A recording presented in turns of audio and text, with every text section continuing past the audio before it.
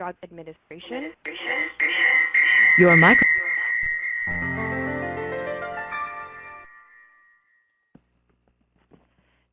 She recently compiled all her experiences in a guide entitled Getting the Most of Your Mentoring Relationships, a handbook for women in STEM.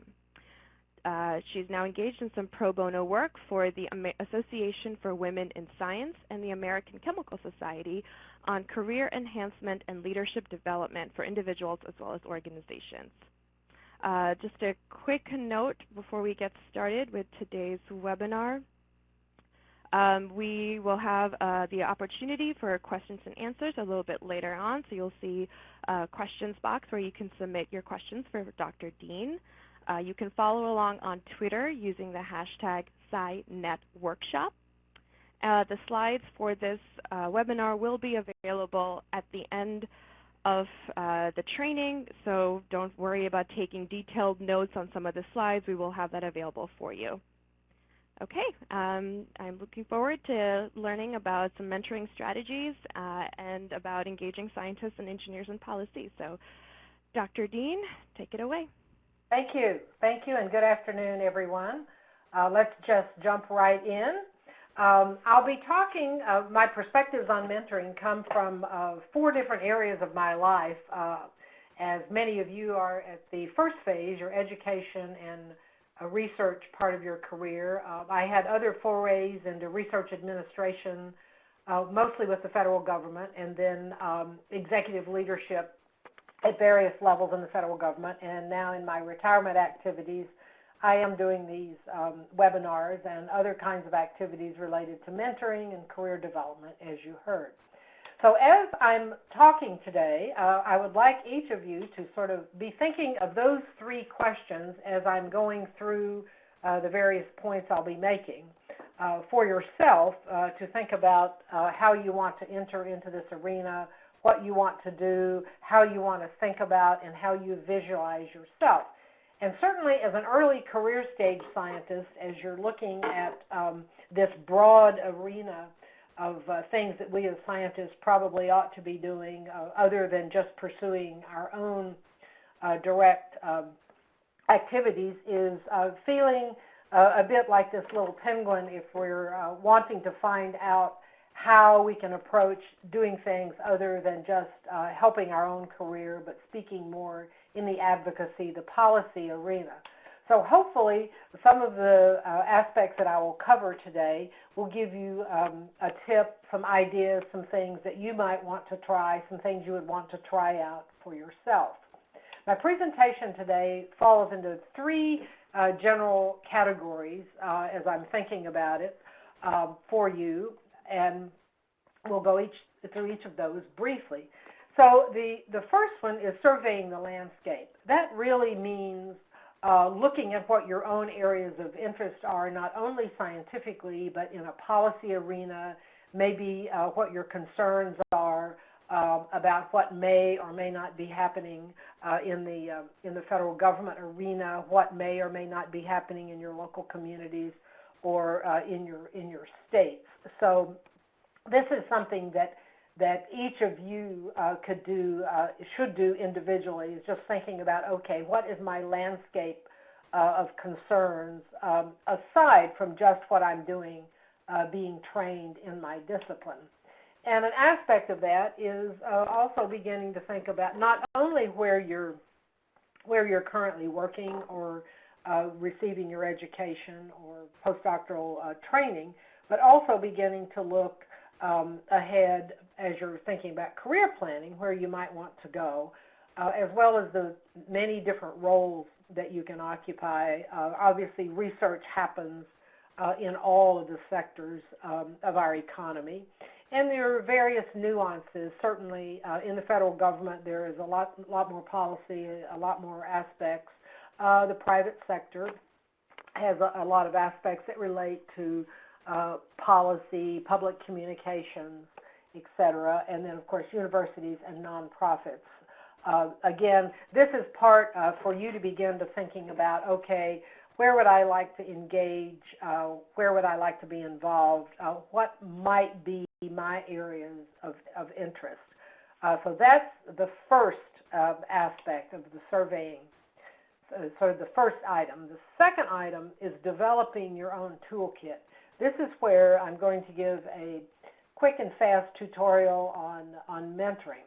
So if we think about developing your toolkit about mentoring, there are a number of aspects that I would like to highlight in this. I talk a little bit about what are the characteristics of a good mentor, and then what are the characteristics of a good mentee, or some people use the word protege. I would like to say that in general, very often people think of their PhD supervisor or their postdoc supervisor, their master's supervisor, as being the mentor. But that person is only one of many people that you should be engaging in the activities. I'll try to slant my remarks to talk a little bit more about thinking about policy, advocacy, being a well-informed science citizen, but obviously these principles of mentorship also relate to your own career planning. And of course, mentoring is to help us make sure we get the right credentials, whatever those professional credentials are. They aren't just our education, but they also mean making sure we acquire the tools that we need to be able to do our work and speak of our work very well, written communication skills, oral communication skills. A very important facet of mentoring is helping one figure out how you can identify the opportunities. How do you know when an opportunity is presenting itself? How do you know when it's an opportunity you should take advantage of? Mentoring is also important to learn from your mistakes and missteps because, again, if you do the analogy to your research, if you think about the design of an experiment that didn't really work, you actually do learn more from the experiments that don't work than the experiments that do. So mentoring can also help you learn how to move on from those kind of mistakes. The other aspect is dealing with your own biases and misconceptions. We all have biases and misconceptions about all kinds of things.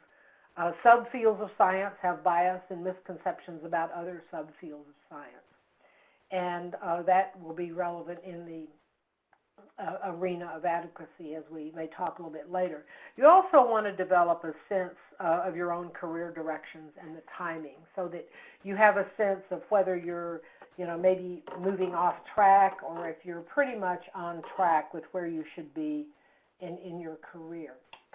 So again, if you think about what a mentor can do in a mentoring relationship, a good mentoring relationship will help you identify who appropriate role models are for you, that people who may have aspects that you want to emulate.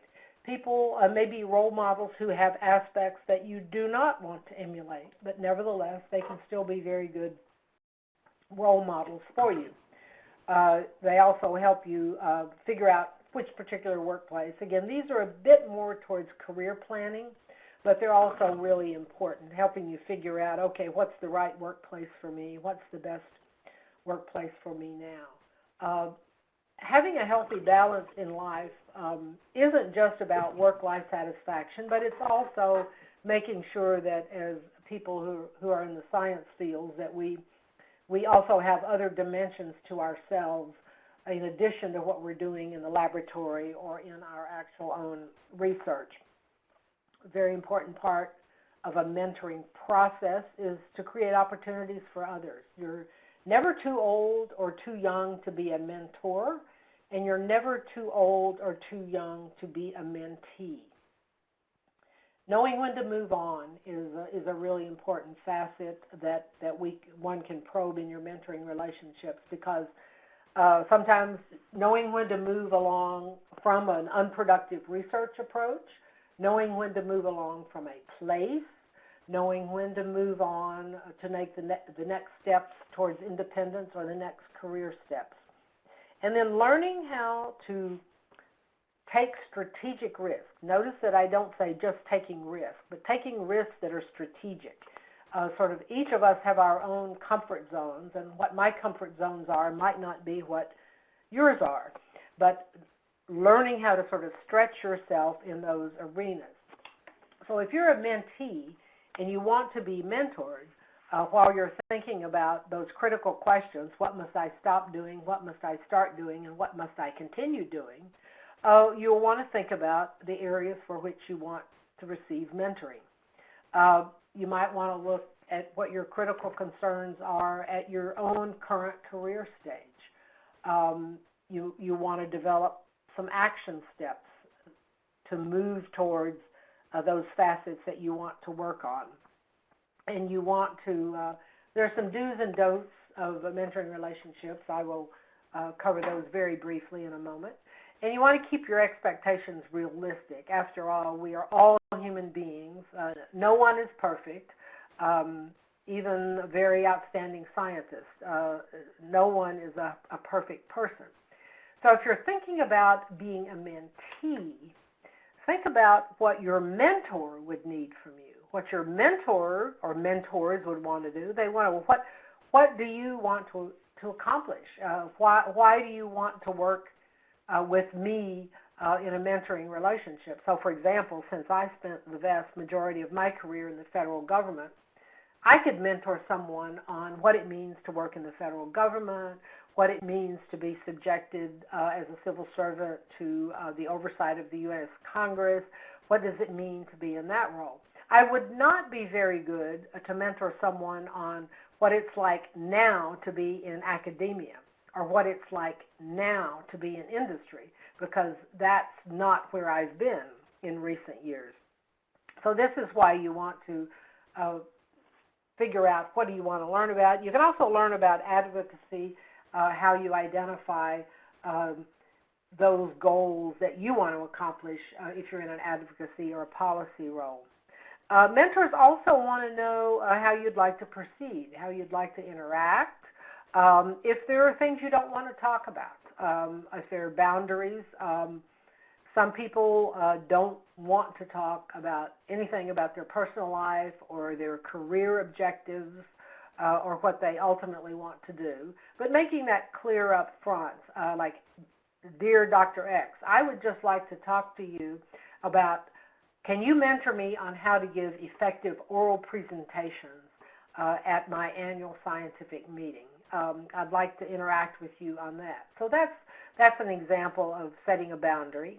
Figuring out how you want to meet. It can be virtual. It can be, via Skype, via video conferencing. It can be via phone. It can be via text or email check-ins. It can be via coffee, a periodic lunch, as long as the mentor and the mentee are reasonably clear on how you want to proceed. And then if you take it to the next, what do mentees need from mentors? Again, this is, since I'm presuming most of the people on the call are people who are seeking mentoring relationships, you would want to make sure that you know what you want to work on. Do you want to enhance your skills and abilities in setting priorities or time management? Do you want to learn about advocacy? Do you want to learn how to be a good journal reviewer, a good paper reviewer? Do you want to learn how to be a good science fair judge? Whatever you want to speak to that specific mentor. And then whatever your interests are in that realm, understanding the best course of action that you can take towards moving towards that ultimate goal. And then, help with work-life issues. Some people will have mentoring experiences that relate to balancing children and lab work, or balancing the issues with a sick parent, or learning a different geographical culture in the U.S. If one grew up on the northeast of the U.S., getting culturally adjusted to the middle of Idaho or Iowa might be, that's an unfamiliar geography. Obviously, different families of origin. All of these are aspects that one can be mentored on and can receive mentoring. So if you think about it, these are some simple action steps that you can take. You want to make sure that you as the mentor know what are the goals we want to work on. are we agreed this is what we want to do? Talk about guidelines, how we're going to interact, right? And agree on a regular meeting or contact schedule. Some mentees and mentors like to meet face-to-face once a week or once every 2 weeks. Others are perfectly fine with text or interacting. Again, there's no one right way. It's just whatever you and that specific mentor agree would work for both of you. Obviously, it's very important to stick to whatever your agreed upon schedules. If I'm mentoring you and I've been, helping you on develop your abilities in public speaking, maybe I might tell you, like, look, I'd like to hear you practice, and I'd like to hear how it went at your next scientific meeting, and I'd like to hear back from you next week how it's going. So if I ask you that I want to hear back from you, then certainly you need to get back to me so I know that what we can do next in our mentoring relationship. Both the mentor and the mentee need to give and receive feedback.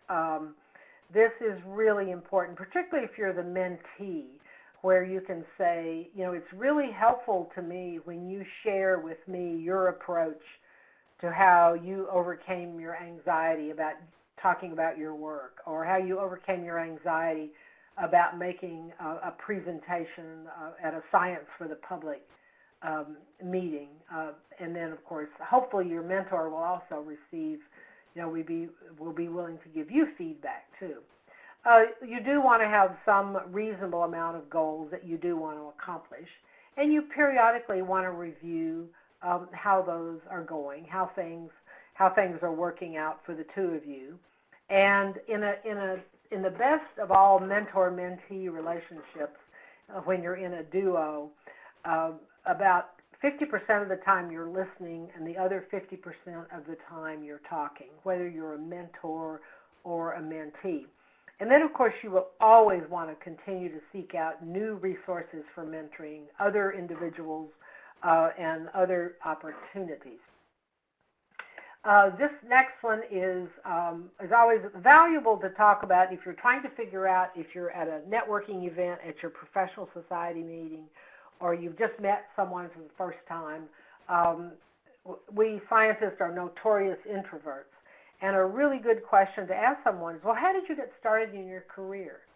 Or how did you get started in being an advocate for science? Just ask them. You'll learn some valuable tidbits about that. And always ask your mentor, well, what do you like or not like about your career choices? What do you enjoy about working in science policy?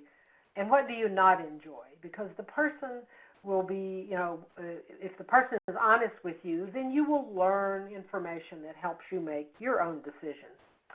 And then it's always important to learn from our mistakes, those things that you would do over again if you could. These are the do's and don'ts. They're common sense, I think, good manners. You want to be yourself thoughtfully. You want to do your best not to embarrass your mentors or your mentee or put them in an awkward situation. It helps to have an appropriate sense of humor because sometimes, things do go wrong, and if you can laugh about it, pick yourself up and move on, that's always a good thing to do. And as we know, actions always have consequences. And when we talk about unwritten and inside rules, that just means, well, how does this place work? Or how did you develop a relationship with your local representative to Congress? Or how did you get your first opportunity to review a journal article? Again, these will all be available after the webinar. And again, you'll see that these are expectations that you would want your mentor to help you do this, figure out what's a good pathway for you, help you recognize your own strengths and weaknesses so that you can work on them. In closing this little portion on mentoring, I'd like to make very clear, one mentor will not meet all of your needs. You have to have a board of directors of mentors, a number of people that can assist you in various facets of what you feel that you might want to need, what might need to be enhanced. And so how do I find mentors for science advocacy or science policy? One of the interesting ways that you can find them is obviously your professional meetings. Increasingly, professional scientific societies and engineering societies are being more visible about their public policy program, their advocacy programs, on their listservs, on their newsletters, on emails that they send out, on blogs that they may have, sessions that they will have at their meetings, all of which you can learn about policy. They're also, you can also go to policy presentations. So basically, you can find mentors for science advocacy almost anywhere, as long as you are thoughtfully looking around and you see someone who's doing something interesting in that arena. Then you can say, well, I'd like to find out more about how that person does that. This means that if you're searching for mentors in science policy, science advocacy, you may not be able to look in just the usual places, i.e., your usual faculty members. You may have to look at your professional society resources. You may have to use LinkedIn as a resource. You may have to use such entities as engineering societies or other kinds of American Association for the Advancement of Science, UCF. All of those are places that you could find potential mentors. Very parallel with mentoring and part of your toolkit is the networking that you can do. This is something that these are likely to be people that if you're in your discipline, these are likely to be people that you will be interacting with throughout the entire duration of your career. You may change institutions and places that you work over your career, but by and large, you will remain close within the discipline that you received your education in and have pursued. Networking can happen anytime, anywhere. You can find common ground about anything. It can be face-to-face, it can be virtual, it can be in a number of other ways. And it can also help you when you're trying to make career decisions or trying to make choice. You do have to be proactive. You do have to sort of step out and, again, initiate that networking conversation with someone. Well, how did you get started in being an advocate for the Cell Biology Society? Or how did you develop a rapport with the staff assistant in science to Senator such and such? People who are at the same career stage, this is where peer-to-peer networking is also helpful, because these are people who are moving through the career at the same time you are. They may be your colleagues at your institution. They may be people at your same career level that you meet in professional settings. They may be people that you meet through UCS. They may be people you meet through LinkedIn. And you can all have transitional goals that are basically the same because you're sort of the same scientific cohort. Again, I'm reiterating, you have to be proactive. You can't wait for just the lucky break. You can't always bump into the right people at the right time for the right opportunity. But if you can network with people, maintain a fairly robust network of folks that you can call or contact if you have questions and queries. Now I'm going to go through quickly finding your policy pathway. So for scientists, so many of our colleagues think that if we're leaving the highly populated fishbowl and jumping into science policy, whether we're doing it as a career or of an interest, they feel that we're sort of going into alien territory. And I think one of the things, each of you can make this choice for yourself. If you're wanting to step into something, what's going to be the best fit for you as you think about finding an area of advocacy or an area of policy that you're concerned about that may affect your future.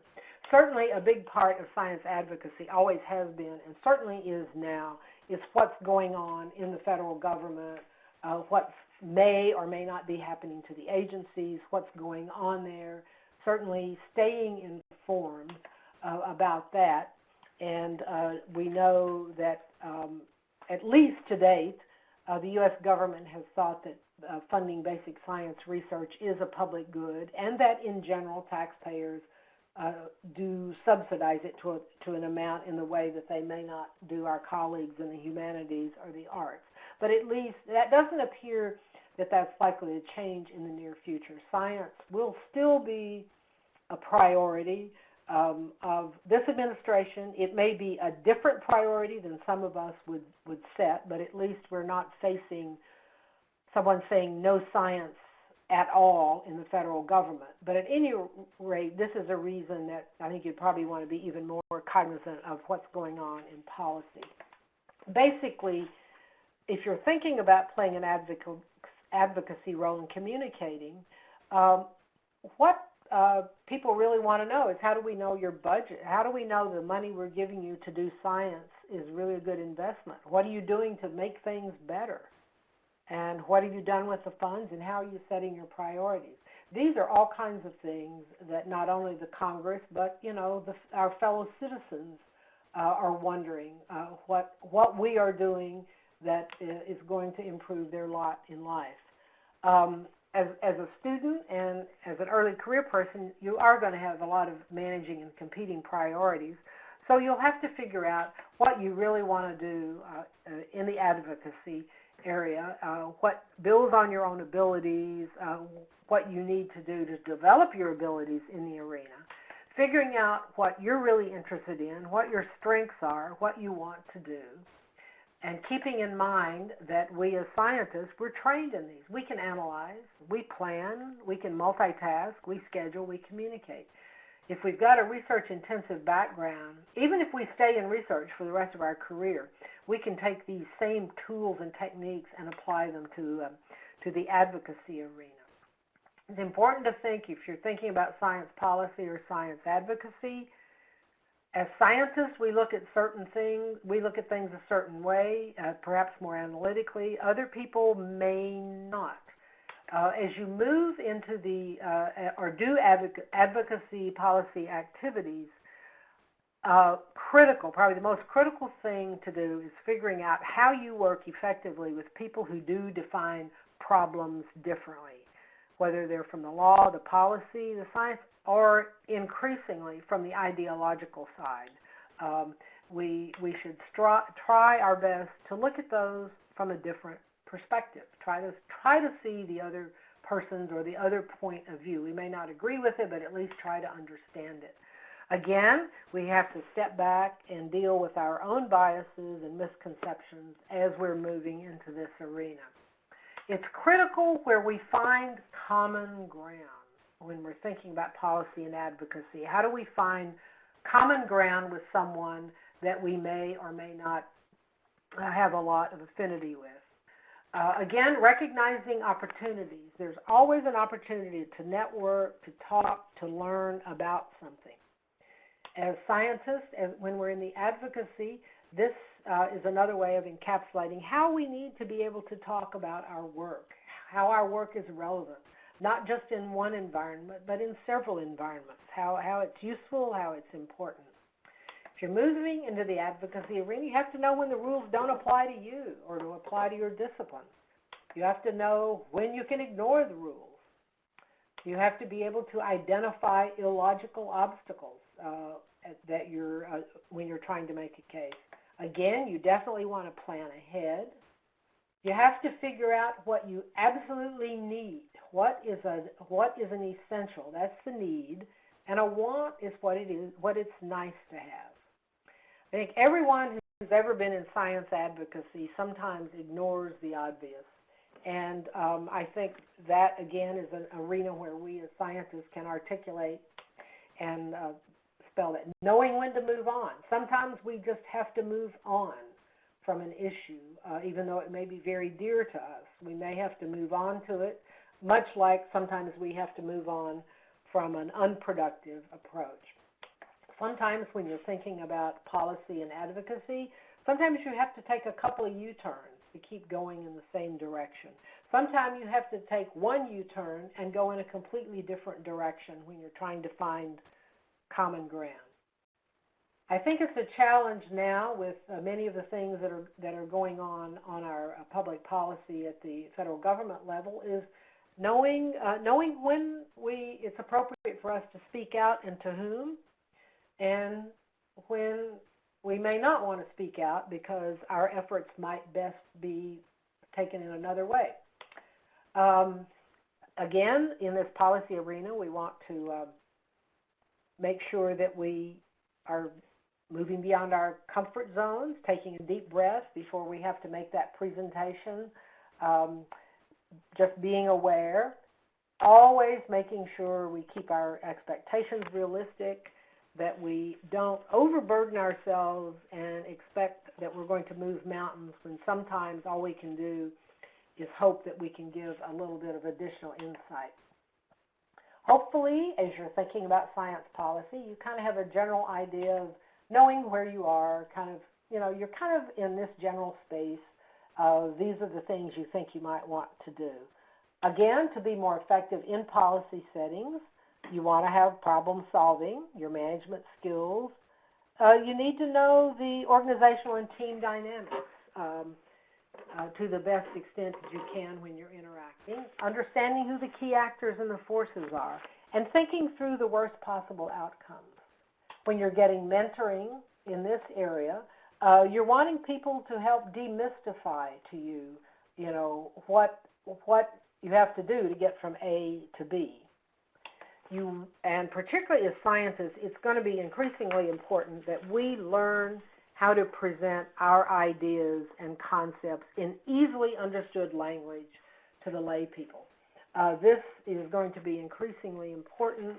It's important for the future of our country. It's important to the future of our science funding for us to be able to speak briefly and succinctly about the importance of the work we're doing. So that's a quick overview. I'm winding down. Those are the three areas. I think it's really important. I remember what I said at the beginning. What must I do? What must I start doing? What must I stop doing? What must I keep doing? You want to figure out kind of where you want to go, because if you don't know where you want to go, then you're certainly not going to get there. So I hope each of you have given you a little bit of food for thought for you each to begin to develop your own plan for what you want to do. And with that, I think we'll turn it over for questions and comments. Wonderful. Thank you so much. That was so great. You're never too young or too old to be a mentor or a mentee. I think that's absolutely wonderful. So thank you so much for sharing that, all of these lessons with us, Dr. Dean. But before we get started with the question and answer portion, we want to hear from you. So we're going to have a quick poll that we're going to set up right now to just get some feedback about what are the opportunities that you are interested in. So we have here sort of three different opportunities from the Science Network. We have a group of scientist watchdogs who are going to advocate for science-based policies. We are going to have a conference call on watchdogging with the Center for Science and Democracy. If you sign up for our Watchdogs group, you'll get that information. You can also find out more information about our partner group, Engaging Scientists and Engineers in Policy, so ESEP, who co-sponsored this webinar with us. And finally, just a general pitch for the Science Network and our Campus Cohorts project. So we have some tools and resources specifically for early career scientists interested in engaging in advocacy on their campuses. So if you're interested in that, please email me. My email is up on the screen, and you'll get all of this in a follow-up email as well. So thank you so much. And then let's go ahead and take a poll. You can select any or all of these. We'll give everyone just a minute to give us their feedback, and then we'll get into the question and answer portion.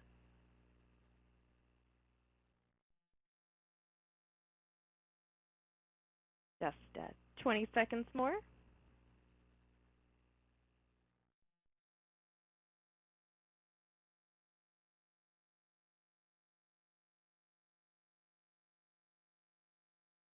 Okay. Thanks so much for participating and for letting us know. And if there are any other opportunities or resources that you're interested in, please don't hesitate to reach out to us either on email or on Twitter at SciNetUCS. So let's get started, Dr. Dean, with some of the questions that a few people had submitted before this training as well. So I'd like to kick us off. So as we know, scientists of color and women are underrepresented in STEM fields, and there's institutional challenges to keeping these talented people sort of out of STEM. How can a mentoring relationship address some of these challenges? Well, I think one of the aspects of that is, and the mentoring relationship may not necessarily have to be, a woman or a person of color like you are, but I think one of the aspects that a mentoring relationship can do is help you understand some of the rules, quote, unwritten rules of how to succeed, help you feel not so alone. I'm actually first in my extended family, to go to college. So for me, it was very hard to find common ground with other people who had all come from families that had all been in college, and just having someone say, well, I was there, or let me introduce you to someone else, let me support you. And mentors sometimes have to stand up for the people they're mentoring to make sure you're not being taken advantage of, to make sure you're being held to the same standards that everyone else can do. Absolutely. Thank you for that. So if you could go back in time and kind of change one thing during your time in graduate school, I mean, you mentioned that so you were the first person who'd go through this. What are some of the workshops or events that you wish you had done or experienced? Well, when I went to graduate school, what I wish I would have experienced would have been having a person of color or a female faculty member in the department where I got my PhDs. There were no people of color and no people of the female persuasion who were my professors. I would have liked to have known that, to have had someone who was a role model. I think what I failed to understand at the time I was in graduate school, and even in my postdoc, was realizing that choosing to be in the discipline that I was in, that I was going to be interacting with those people throughout the rest of my career. And I think I failed to really understand the importance of that. Yeah, I can imagine that would be difficult. So you mentioned briefly about knowing when to speak out or speak up, but could you elaborate on that and expand what you meant? Yes, I think that each of us has to, very often, certainly for women in science, there's been a lot of conversation about microaggressions. There's been a lot of discussion about do you attack every possible inequity that you see every day, all of the time. And I don't like war analogies, but I think this is a case of you have to choose your battles. You have to choose the things that are really worth standing up for, and sometimes you have to think through, is this person being malicious, or are they just being ignorant or naive? If the person is being malicious in what they're doing, I think sometimes you have to speak up. I think we have to, and sometimes we have to do it for others. I think it's probably equally important that when we observe injustices or other or things that are happening to others, that they aren't being treated well, that we need to speak up. But before we engage on that, it's really important to at least think through, okay, I have seen this happen, or this is failing to happen where we are right now. If I speak up about this, to whom do I speak up to? To whom, how do I articulate it without being emotional? How can I be thoughtful about it? And what change do I want to have happen? There's a lot of literature on this, a lot of things that one can read, which sadly were not available when I was in graduate school. And I'm glad that it is available now, and hopefully we'll see more resources and tools for people today as well. Just as a quick reminder, you are welcome to submit questions in the chat box, as well as if you're on Twitter following along using the hashtag SciNetWorkshop. So you feel free to send your questions either way.